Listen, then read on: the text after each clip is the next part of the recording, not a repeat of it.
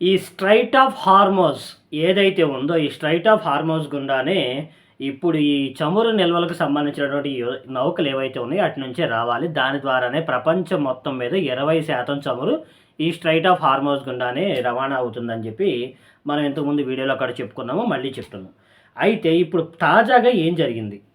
తాజాగా జరిగినటువంటి పరిణామాలు ఏంటంటే, భారత్కి ఓపెన్ గేట్స్, తర్వాత ఇజ్రాయెల్కి అమెరికాకి తప్ప ఏ నౌకలైనా సరే ఈ స్ట్రైట్ ఆఫ్ హార్మోజ్ గుండా వెళ్ళొచ్చు అని చెప్పి తాజాగా ఇరాన్కి సంబంధించినటువంటి వాళ్ళు స్టేట్మెంట్ అయితే పాస్ చేశారు.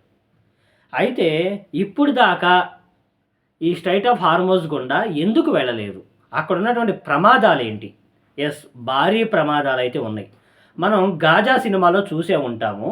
ఎలాగా సముద్రం లోపల మైన్స్ ఎలా పెడతారు, సముద్రం లోపల పెట్టినటువంటి మైన్స్ ఓడల దగ్గరికి రాగానే ఎలా పేలిపోతాయి. అది ఆల్రెడీ మనం గాజా సినిమాలో చూసాం. ఎలాగా ఆ ఓడ చేసేటువంటి, ఆ షిప్ చేసేటువంటి, నౌక చేసేటువంటి సౌండ్ ద్వారా కానీ, ఆ వేవ్స్ ద్వారా కానీ, ఆ దగ్గరగా వస్తున్నటువంటి అయస్కాంతం ద్వారా కానీ ఆ మైన్స్కి దగ్గరలోకి రాగానే ఆటోమేటిక్గా మైన్స్ పేలిపోతాయి, షిప్ తునకలైపోతుంది.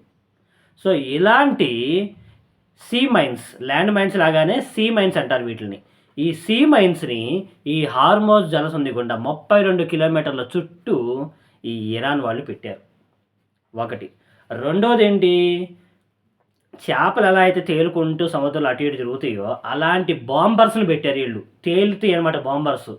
ఖచ్చితంగా షిప్ దగ్గరికి రాగానే ఇదే డైరెక్ట్గా వెళ్ళి ఈ షిప్ని పేల్చేస్తుందనమాట. అలాంటి బాంబర్స్ను కూడా వీళ్ళు ఈ హార్మోజ్ జలసంధిలో పెట్టారు. అందుకని ఒక్క షిప్ కూడా ఈ హార్మోజ్ జలసంధి గుండా దాటి బయటికి రాలేకపోయినాయి. వస్తే అంతే సంగతిగా. అయితే ఇప్పుడు తాజాగా ఏం చేసింది? ఇండియాకి అలాగే ఇరాన్కి సంబంధించినటువంటి అలైన్ ఏవైతే ఉన్నాయో, చైనా కానీ, రష్యా కానీ, ఇక అదర్ కంట్రీస్ ఏవైతే ఉన్నాయో, ఈ అదర్ కంట్రీస్కి సంబంధించినటువంటి షిప్స్ని అయితే మేము వదులుతాము, వెళ్ళొచ్చు, ప్రాబ్లం లేదు. కానీ ఇజ్రాయెల్కి సంబంధించినటువంటి నౌకలు కానీ, దాని అలైన్స్ కానీ, అమెరికాకి సంబంధించి కానీ, అమెరికా అలైన్స్ కానీ, వాటి షిప్పులు మాత్రం మేము వదిలిపెట్టము అని చెప్పి చాలా క్లియర్గా చెప్పేశారు.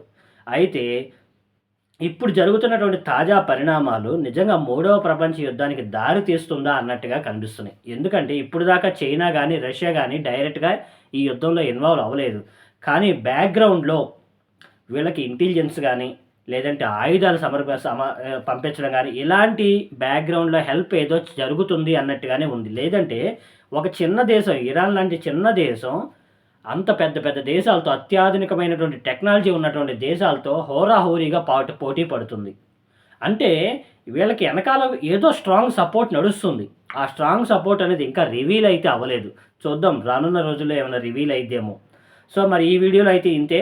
మీకు వీడియో ఖచ్చితంగా నచ్చుతుందని అనుకుంటున్నాను. నచ్చితే మాత్రం దయచేసి లైక్ చేయండి, షేర్ చేయండి, సబ్స్క్రైబ్ చేయడం అస్సలు మర్చిపోవద్దు. థ్యాంక్ యూ సో మచ్ అండి.